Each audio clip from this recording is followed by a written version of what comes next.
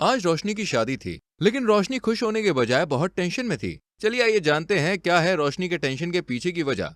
रोशनी के घर में आज बहुत चहल पहल थी, क्योंकि आज उसकी शादी थी। लेकिन रोशनी के टेंशन की वजह थी कि वो जब भी ज्यादा खा लेती है ना तो उसका पेट खराब हो जाता है, फिर उसको लूज मोशन लग जाते हैं।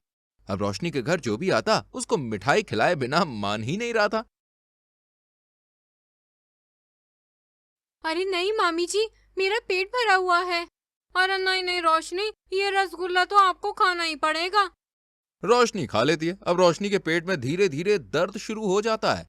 सब उसे फेरे के लिए ले जाने लगते हैं। फेरे के लिए बैठते ही पूजा होने वाली थी कि तभी अरे रुको जरा, थोड़ा सब्र करो। सब चौंक जाते हैं। रोशनी लहंगा पकड़कर भागती हुई वॉशरूम जाती है। सब हंसने लगते हैं। जैसे तैसे रोशनी फिर से मंडप के नीचे बैठती है और पूजा शुरू होती है। तभी पंडित जी स्वाहा कहने के लिए बोलते हैं और रोशनी बहुत तेज पाद देती है। अब सबका ध्यान रोशनी की तरफ जाता है। तभी पंडित जी उठकर खड़े हो जाते हैं और बदबू के कारण अपनी नाक बंद कर लेते हैं। अब वहां पर आए हुए सभी मेहमान भी इधर उधर भागने लगते हैं, लेकिन रोशनी का पति मयंक शर्म के कारण वहीं बैठा रहता है। लेकिन अब मयंक को रोशनी पर बहुत गुस्सा आ रहा था। जैसे तैसे रोशनी की शादी निपटती है। घर आते ही सारी पड़ोसनें रोशनी को घेर लेती हैं। वो चाहकर भी मना नहीं कर पाती। ये ले रोशनी बेटा, ये खा। खस्ता गरम गरम कचौड़ी। नहीं बुआ जी, मैं अभी नहीं खाऊंगी। और क्यों नहीं खाओगी?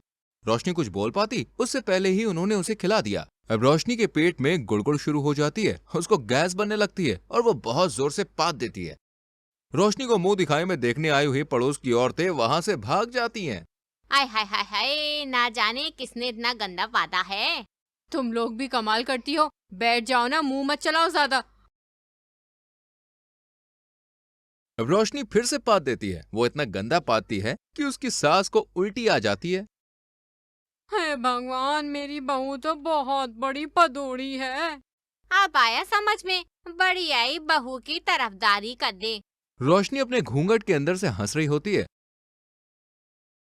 अब सबके जाने के बाद रोशनी अपने रूम में आती है हाँ, ये डिब्बा अच्छा है, कितना नया और सुंदर है, किसी को शक भी नहीं होगा। और रूम से बाहर निकल आती है।